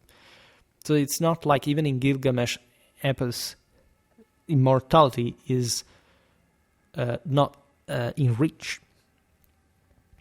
In fact, if you confront the aruspicy with the Chaldean practice of divination, you can see clear technical similarity shared in certain methods. Within Roman divination methods, an opposition likely existed. The celestial and patrician ritual of the agures, from the Latin probably avis, which is bird, and gerere, to conduct. So literally even your own providential capacity to move the eagle, which is the only bird that can look the sun in the eye. And so it is the one of the Holy Ghost, the Sacrum Imperium, the power that allows the pontifex in Romanity to bridge, in fact, the gap between God and man. You're really looking at something extremely different, right? The plebeians had their own weird rites that were more chthonic, and similarly, looking at chthonic deities, think about, Ceres, or any other kind of also more sensual and pathetic figure. So the agures were something very different, very Apollonian, and very actively partaking ritual parity with divinity. We explained this in the video about the patriciate. In fact, auspicia patrum sunt. Remember what Augustus says in the Res Gestae, that everything that had happened was through his own auspices with God, with Jupiter. And in this sense, there was some similarity in divination, also in the aruspicy, looking at the birds flying, etc. But it was much more chtonically oriented. It was mostly about the entrails of animals. It was mostly about considering this having literally sprang out of the earth conceptually. Very different from the Roman look at heaven on a constant basis, right?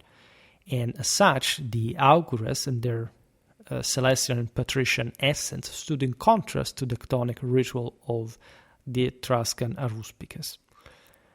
The fact that eventually Rome could incorporate even some of these Etruscan elements in its, again, feudally hierarchical stratification of beliefs, at the head of which the imperator and Jupiter himself, literally during the triumph, painted in red like the sun, right? Eternally rising as the king of the living, bringing the spoils to the same Jupiter, up to that point, sort of acting on behalf of him.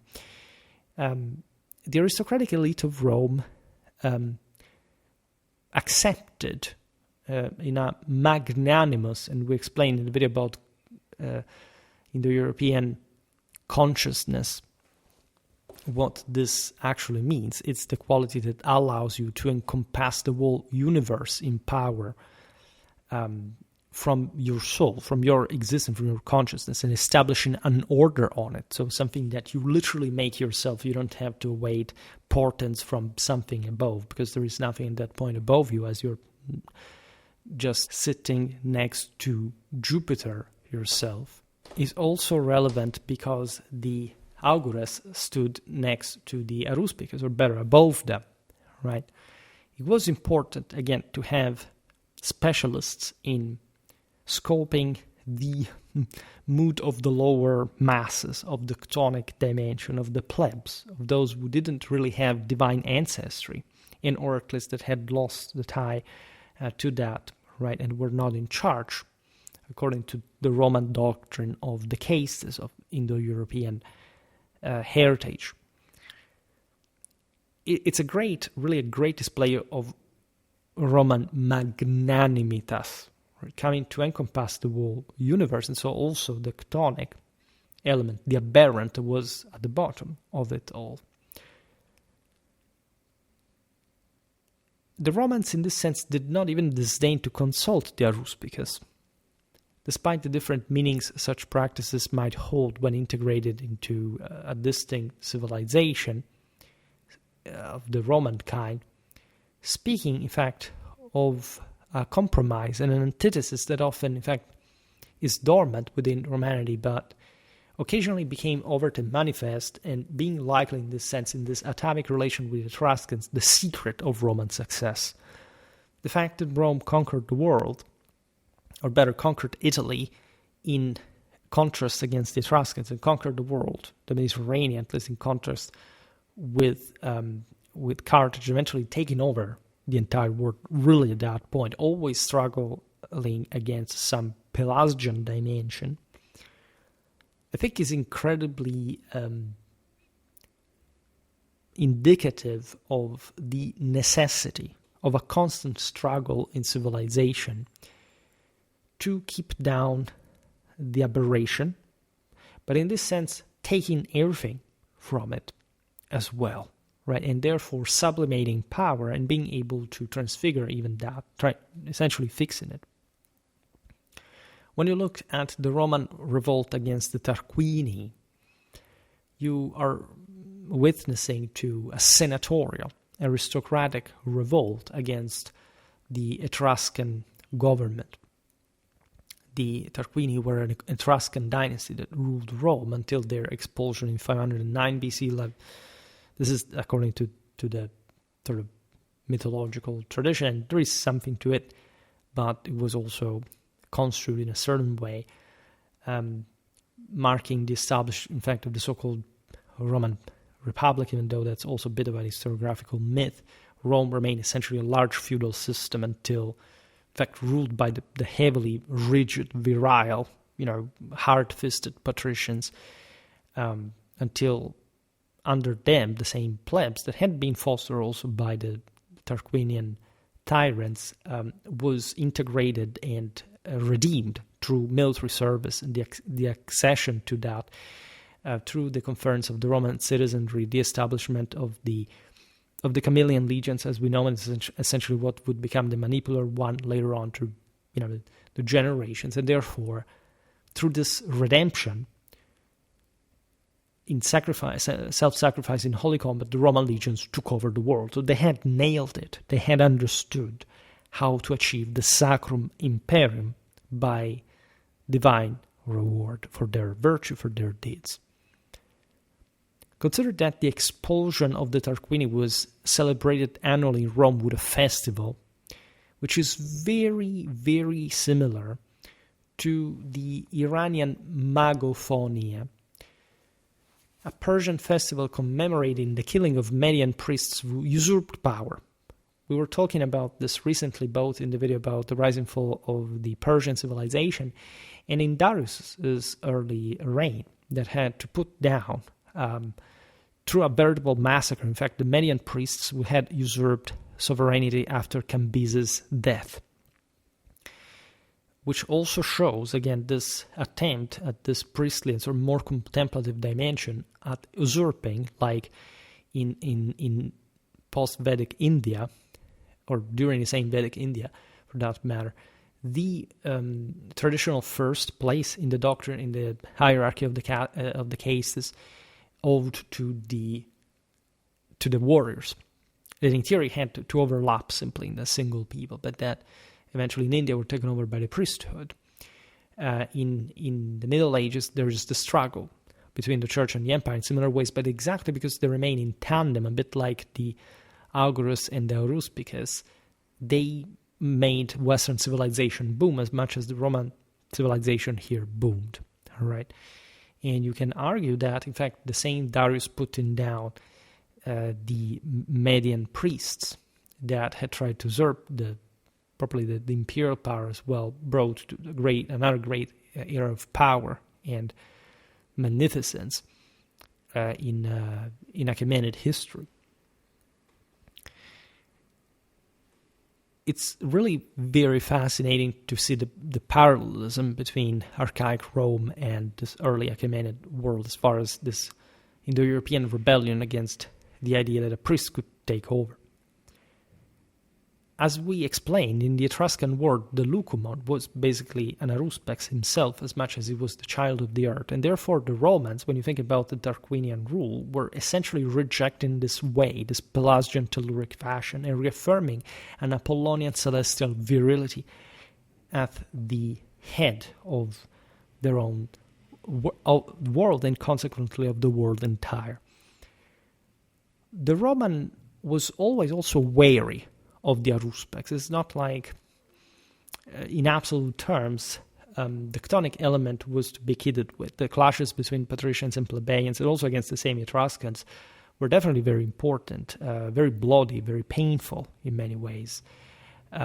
Because, as you know, also in the Roman sagas of Etruscan depravity, right, that also kills and humiliates, and so it necessarily to be taken away. And so there was always the degree by which, remember that the Romans at some point had been influenced, if not controlled, by this kings that, again, yes, were technically wielding like the original Latin kings, like Romulus, like the priestly as the warrior power. But from a standpoint, the Etruscan one, it was literally inverted. It was really looking at a world that was fading irremediably, whereas the Romans, the Latins, believed that this world was to be taken over and redeemed through the heroes' rise at the same level of God. And that's why, in a sense, the Roman remained always aware of how potentially dangerous these telluric forces were. Otherwise, he could have never tamed them.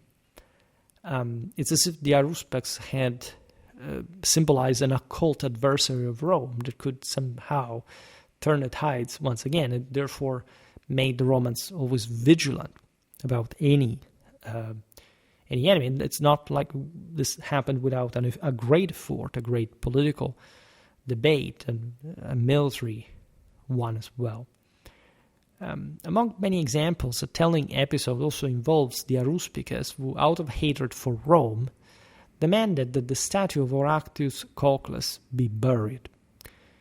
Horatius Cocles was a legendary Roman hero who defended the Pons Sublicius bridge against Etruscan invaders. Instead, when the statue of Horatius Cocles was placed in the most elevated location, auspicious events followed for Rome. Contrary to the Etruscan prophecy, and the aruspices, accused of treason and having confessed, of having lied, in fact, were executed. This is yet another beautiful legend, because it shows, first of all, the fact that we've seen it in part in the video about the traditional doctrine of the afterlife, that in any statue, in any vestige, in this case of a past hero, there was an element of, there was a genius and a level of power of this individual. The Etruscans, who had been humiliated by this Roman commander, wanted to reduce this element, this imago of his, into the dirt, into the humus, into the earth. And the Romans not just refused, but when posing it over a height where it belonged, closer to God, benefit from this, because of course Horatius, from the firmament, had where he belonged, had through this other sort of spiritual tectonic element, had been favoring Rome, having made the right action, right, one that would in fact through God reward them. Horatius being one of the media of this, but not only. There is an explicit reference to the fact that this aruspicina had not simply failed. The aruspices were not simply wrong about what they had proposed to do. They had explicitly lied, and therefore, with this notion, with this anecdote, the Romans were pointing at the fact that any superstitious practice like the aruspicina, so simply passively and superstitiously lived, superstitio, literally meaning something that is above you, that stays above, stays super, is exactly the same concept of the de involute, and it is in this sense not the product of some actual existence of this looming threat over you. It's just a product of fear that brings these people to explicitly lie about the fact that there is this overarching threat above you, which is the same identical ideology that today permeates the left. The fact that there's an overarching system that you can't change whatever you do, and that you're always going to suffer about because there is always an injustice, and whining their entire miserable life of continuous involution, literally of involving themselves, like rolling themselves up in this veil that they have created themselves to justify their own weakness. All these predictions, we will die in the next 20 years because the climate change, etc. Does it recall you something? And not, making those who really succeed win, triumph. And this is also why these elements actually self-destroy themselves, and this is why civilization thrives and succeeds in spite of them. And this is also, again, the great lesson that the Romans left us as far as this idea of being too dependent on this kind of lower elements, which, even when lying, told something evidently that the Romans needed to know. Right? That's why the aruspicy was consulted, because the forces of evil are true, right? But they are not deriving their power, but from anyone who's giving it away, right? And if you take that over, you're going to take over everything and everyone, the world entire. This is the promise that the Roman-Indo-European evangelium fulfilled and left us to collect for our Western civilization. I was very glad to talk about this because we had somehow discussed it at some point, but we had never really made a video explicitly discussing it, and it's also a way to talk more and better about the Etruscans, who they were, what this entire relation between them and the Romans was really about. And as I understand, it's a highly moral, metaphysical, and also super historical concept that you can't simply ignore when you're looking at Roman history at any point. I'm glad we also covered here. I see a couple of hours in length. That it's about time that we make videos these long. This video goes straight into our theology, story, religion, playlist, etc. We'll talk also about a bit the Indo-European, more about this within the broader concept within the European world. And remember that in this sense, Rome was unique for a reason. It's really despicable to see that many people were supposedly talking about Indo-European history just do it through archaeogenetics to say who's more or less white, and they totally ignore the entire Indo-European evangelium, also because it was expressed by Rome, that usually in those circles is treated as some sort of really of Pelasgian power on its own.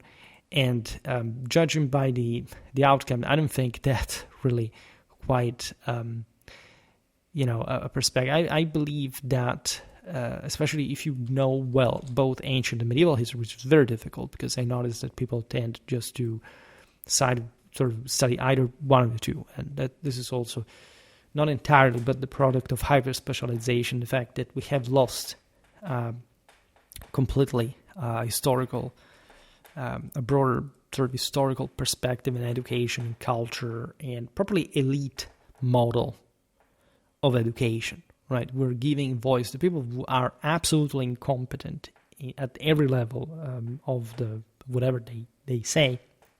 YouTube may not be the best place to share these ideas, but as long as I see as we are managing to specifically address this entire wall. Like, we are really making tens of videos about Indo-European history. I think people are starting to wake up to the realization that there is far beyond anything that you have practically imagined. And if you don't research this stuff, you don't simply sit on some strange pre-packed assumptions, you've never really made your homework, it's a bit difficult to get there, so to say, and to be proficient, competitive, and actually capable of getting anywhere with this stuff. And I think this is one of the most important elements of the entire